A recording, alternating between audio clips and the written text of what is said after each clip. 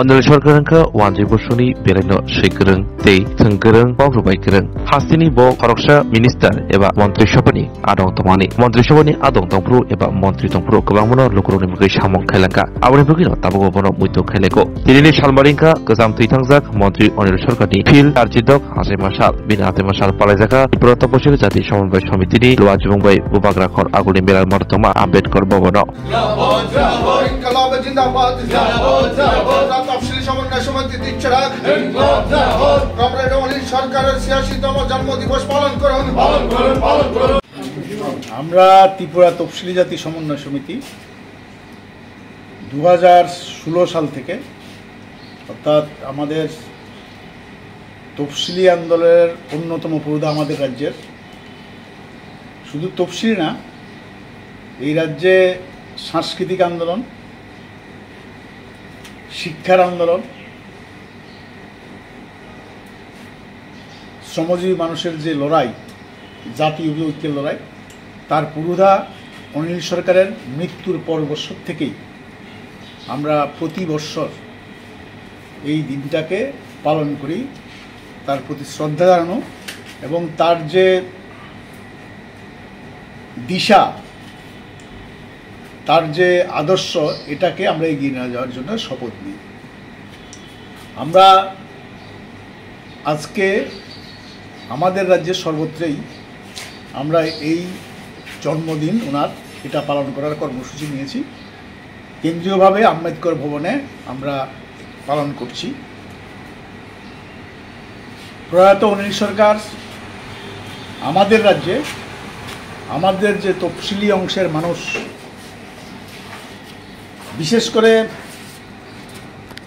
একটা সময় ছিল তারা মানুষ হিসেবেই গণ্য হতো না, তাদের সামাজিক মর্যাদা এবং অর্থনৈতিক অধিকার, শিক্ষার অধিকার, এই আদায়ের জন্যে তিনি আমাদের মানুষকে যেমন সংগঠিত, তেমনি গণতান্ত্রিক মানুষকেও এই আন্দোলনের পাশে দাঁড়া করাতে সমর্থ হয়েছিলেন।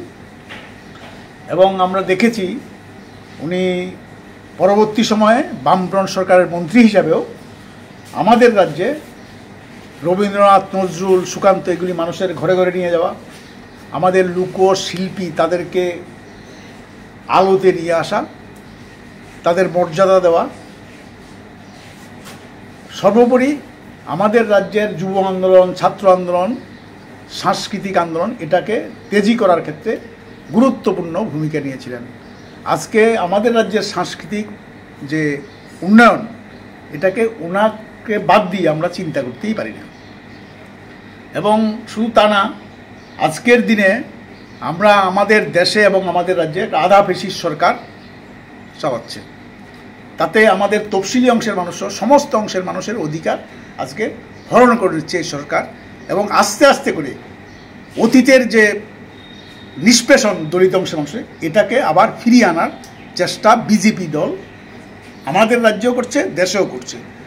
এবং আমরা দেখেছি 1988 সালে এই রাজ্যে সন্ত্রাসবাদীদের কাঁধে ভর করে কংগ্রেস, বিজেপি, টিউজিএস সরকার তৈরি করেছিল।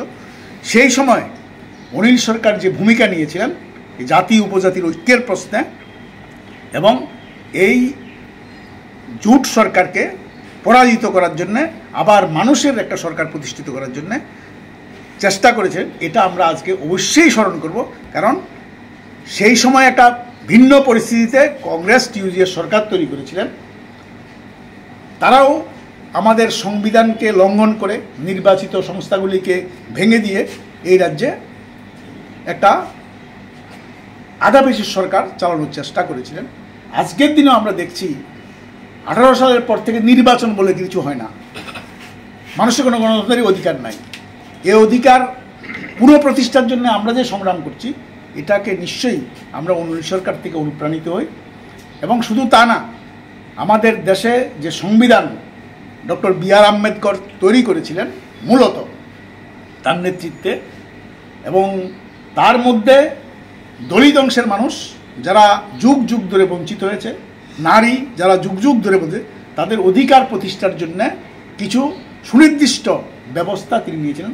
আজকে বিজেপির নেতৃত্বে যেটা বলা যায় সাম্প্রদায়িক নীতির উপর ভিত্তি করে আরএসএসের নীতিতে চলে, তারা আজকে এই সংবিধানকে নস্যাৎ করে দিয়ে পাল্টে দিয়ে আমাদের এই অর্জিত অধিকারগুলিও কেড়ে নেওয়ার চেষ্টা করছেন।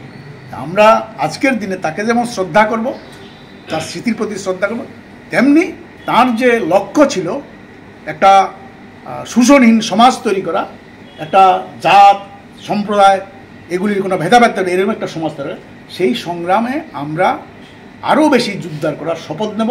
সাথে সাথে আমাদের রাজ্যে যে একটা সরকার যারা গণতন্ত্রের কোনো নিয়ম মানে না, গরিব মানুষের উপর প্রতিদিন আক্রমণ করছে এবং দুর্নীতিতে ভরে যাচ্ছে, তাকে হটানোর জন্য আমরা আন্দোলনকে আমাদের সংগঠন সহ গণতান্ত্রিক শক্তি আমরা তেজি করব। এই দায়িত্ব যদি তাহলেই আমরা তার প্রতি শ্রদ্ধা জানাতে পারবো এবং বিশ্বাস করি আমরা এই দায়িত্ব পালন করব।